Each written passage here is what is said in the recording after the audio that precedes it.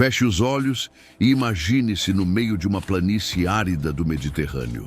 O sol castiga sua pele, o suor escorre pelo rosto e a poeira sobe com cada passo dos exércitos que se aproximam. Você segura um escudo, sente o peso de uma armadura simples e percebe que na mão não há uma espada longa e elegante como as que os bardos cantam. Há apenas uma lâmina curta, sem adornos, quase banal. E, no entanto, essa lâmina não foi feita para duelos honrosos.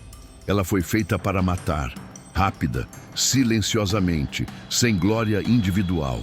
Essa lâmina mudaria o destino do mundo. Esse é o Gladius. Antes dele, o Mediterrâneo era domínio de outras armas. As falanges gregas avançavam com suas lanças intermináveis, sariças que formavam muralhas de ferro.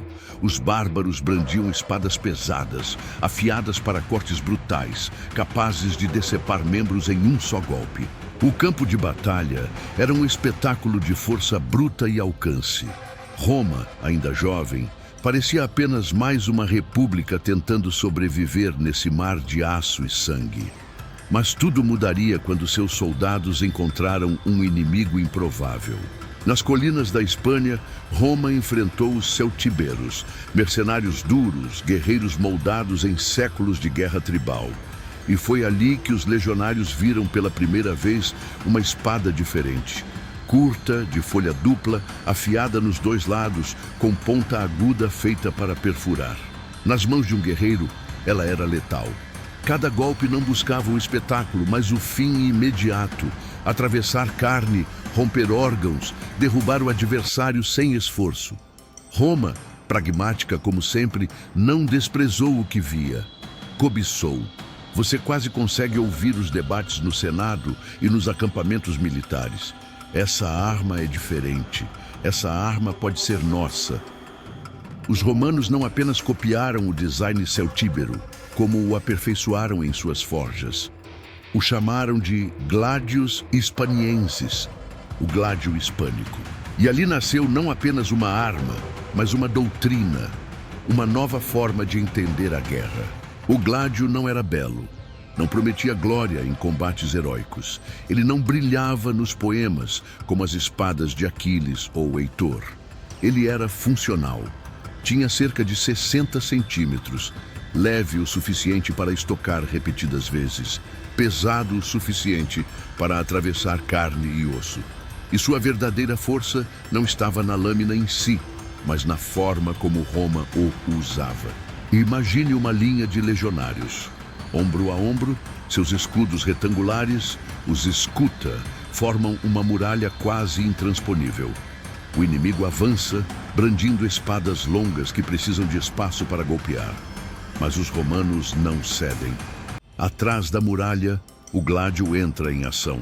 Estocadas curtas, rápidas, precisas, 1, 2, 3, pouca energia, máximo resultado. Enquanto o bárbaro levanta a espada para um golpe amplo, o legionário já perfurou seu abdômen. Não há honra, não há espetáculo, há apenas eficiência. Você percebe o horror dessa lógica. O gládio não foi feito para o herói individual, mas para o soldado coletivo. Um legionário não era um homem, mas uma engrenagem. Um número dentro de uma máquina implacável chamada legião. Cada estocada era uma peça da engrenagem. Cada morte, apenas mais um movimento do mecanismo. Roma não queria guerreiros lendários. Queria soldados anônimos, disciplinados, previsíveis. E o gládio era o elo perfeito entre homem e sistema.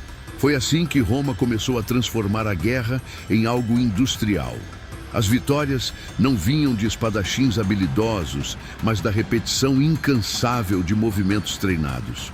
Perfuração após perfuração, linha após linha, até que o inimigo simplesmente desmoronasse. O campo de batalha deixou de ser poesia e se tornou estatística. Você caminha pelas planícies da Grécia e ouve os ecos da Batalha de Cinocéfalos, no ano 197 a.C. A falange macedônica, herdeira de Alexandre, se ergue com suas lanças gigantescas. Um espetáculo impressionante, uma parede viva de ferro. Mas no terreno irregular, a formação se desfaz. As lanças tão longas tornam-se inúteis quando a linha se quebra. É nesse espaço que Roma se infiltra. O gládio, curto e letal, corta o que restou da disciplina grega. Homens caem sem sequer conseguir erguer suas espadas secundárias. A Macedônia, que um dia dominou o mundo, sangra diante da lâmina que Roma roubou e aperfeiçoou. E assim você entende, o gládio não foi apenas mais uma arma. Ele foi a personificação da mentalidade romana, pragmático, funcional, sem vaidade. Uma ferramenta de morte em massa, construída para servir a um império que via na disciplina sua maior arma. Roma não precisava da espada que brilhava nas histórias. Precisava da lâmina que, no silêncio das estocadas curtas, erguia um império sobre ossos e sangue. Agora, você está em meio a uma legião em marcha. Ouve o ritmo constante dos passos, sente o peso dos escudos batendo contra os corpos, percebe o silêncio disciplinado dos homens. Não há canções, não há discursos inflamados. Apenas a ordem e o som ritmado de milhares de pés avançando como uma única criatura. O gládio, preso à cintura de cada soldado, brilha ao sol. Pequeno demais para impressionar, mas perfeito para a engrenagem que está prestes a esmagar tudo em seu caminho. Quando o inimigo aparece à frente, você percebe o contraste. Bárbaros gritam, pintam o corpo, erguem espadas longas acima da cabeça. Cada um parece lutar por si, buscando glória individual. Já os legionários não olham para cima, não buscam espetáculo. Eles apenas se alinham, escudos se encaixando, fileiras se fechando. E quando o choque acontece, o som não é de espadas cortando o ar, mas de estocadas curtas, precisas, repetitivas, atravessando carne e ferro. Você imagina a cena de uma batalha contra os gauleses. Homens altos, furiosos, descem colinas brandindo armas pesadas, confiantes em sua força. Mas ao colidirem com a linha romana, tudo se desfaz.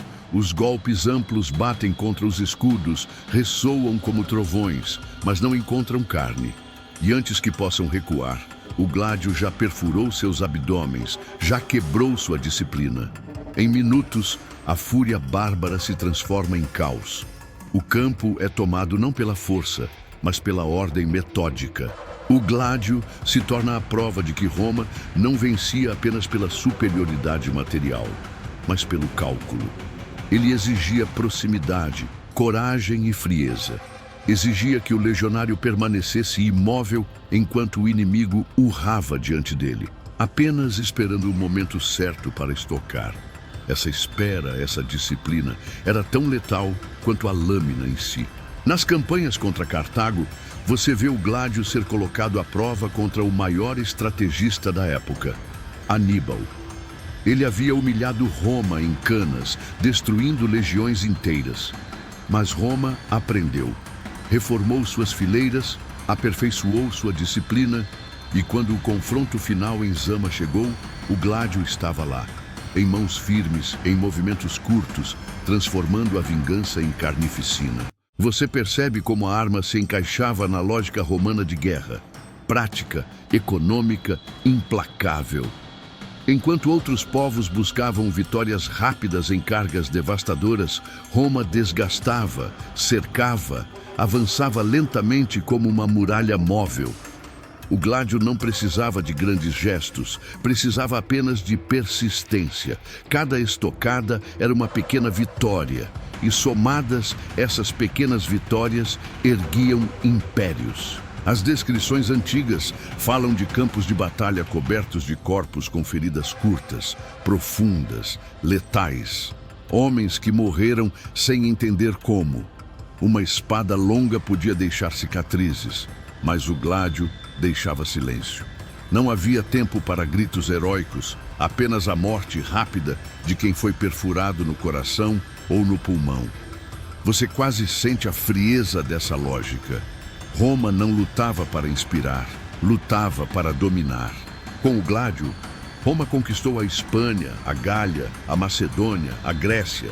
Povos inteiros foram submetidos não apenas à força militar, mas ao terror psicológico.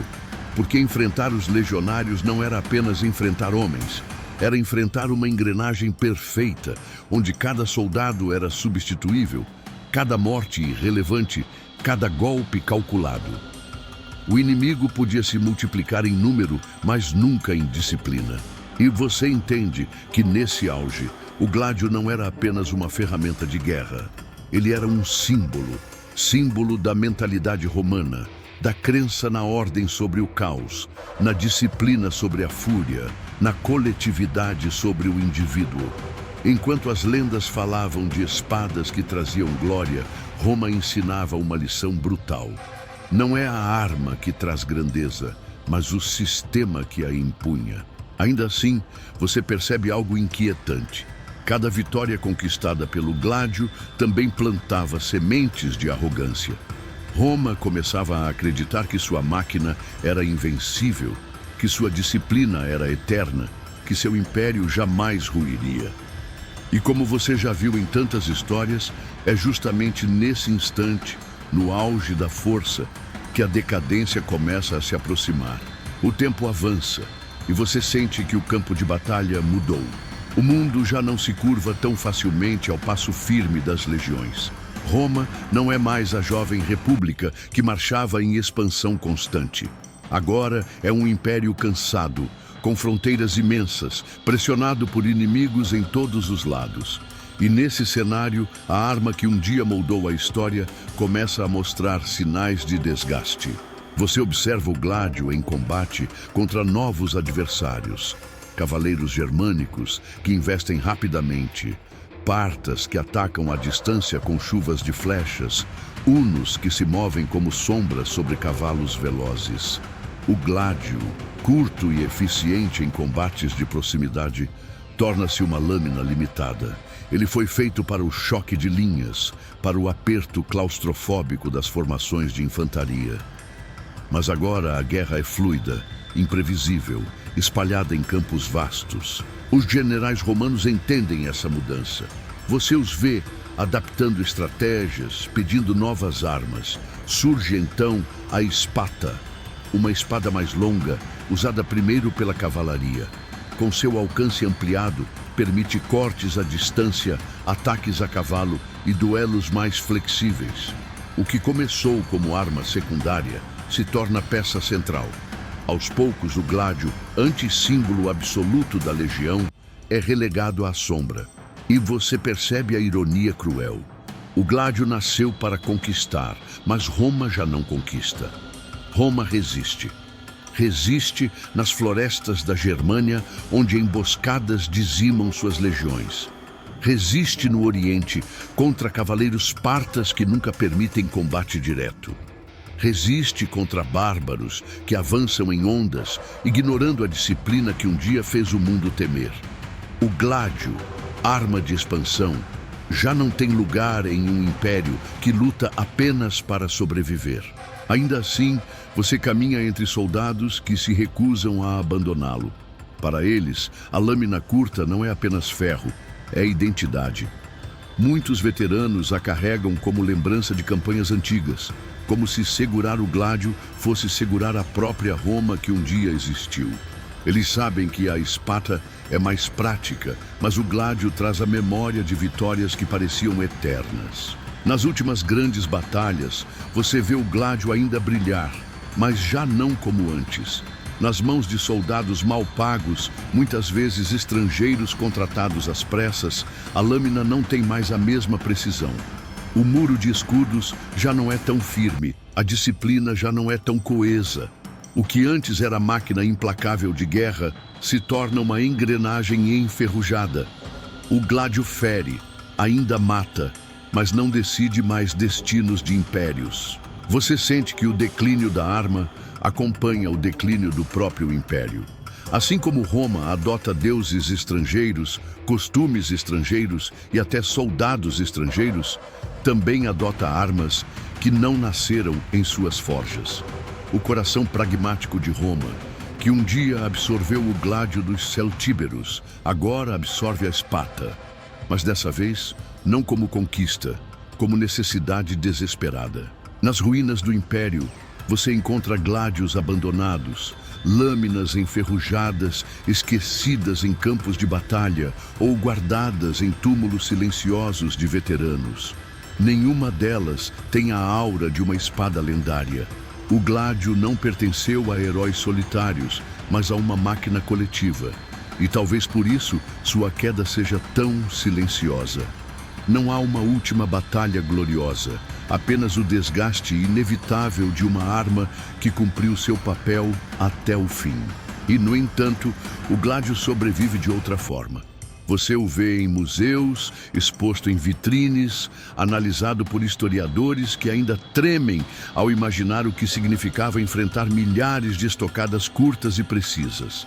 Sobrevive também no próprio nome dos gladiadores, homens que usaram essas lâminas não para expandir o império, mas para entreter suas multidões famintas de sangue. O eco da arma permanece, mesmo quando a própria Roma já é pó. Você entende que o gládio não era apenas uma espada. Era um modo de pensar. Roma não buscava duelos de honra, buscava eficiência. Não valorizava o herói individual, mas a vitória do coletivo. Cada legionário era uma engrenagem, e o gládio era o dente que fazia essa engrenagem triturar tudo em seu caminho. Sua frieza, sua simplicidade, sua eficácia sem adornos eram reflexo direto da mentalidade romana. E aqui surge a última lição. Nenhuma arma é eterna, nenhum império é invencível. O gládio brilhou por séculos, conquistou continentes, ergueu a glória de Roma, mas também desapareceu, assim como Roma desapareceu. Porque todo poder, por maior que seja, encontra seu crepúsculo. O ferro que moldou impérios um dia se torna apenas relíquia, lembrança, poeira. Ao deixar esse silêncio final, você sente que o gládio ainda fala, não em voz alta, mas no sussurro das ruínas. Ele lembra que não são apenas as armas que fazem a história, mas a forma como são usadas. O gládio foi eficaz porque Roma foi disciplinada. Ele caiu porque Roma caiu. E assim como a lâmina cedeu lugar à espata, Roma cedeu lugar a outros impérios, outras ideias, outros mundos. E a história se fecha com um arrepio. Porque ao olhar para a pequena lâmina de ferro, você entende que o destino de Roma está gravado nela. Nascer da disciplina, crescer pela brutalidade organizada, cair pela arrogância. O gládio não é apenas arma, é metáfora. É o lembrete de que todo poder, por mais afiado, por mais letal, por mais temido, um dia encontra a ferrugem.